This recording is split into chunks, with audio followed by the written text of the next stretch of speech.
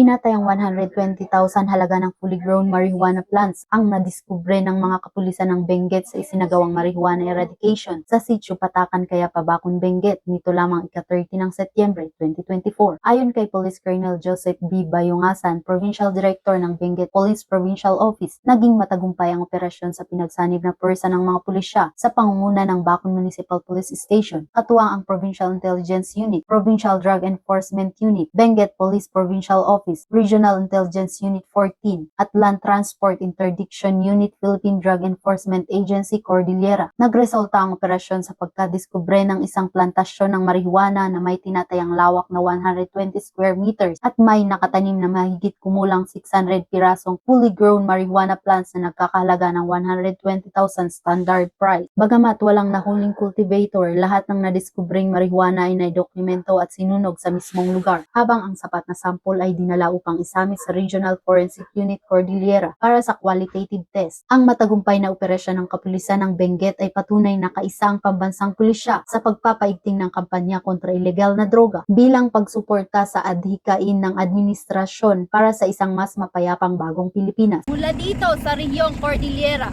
ako ang iyong PNN correspondent, Patrolwoman Charlene Rose Gumangan, alagad ng batas, tagataguyod ng Balitang Pulis.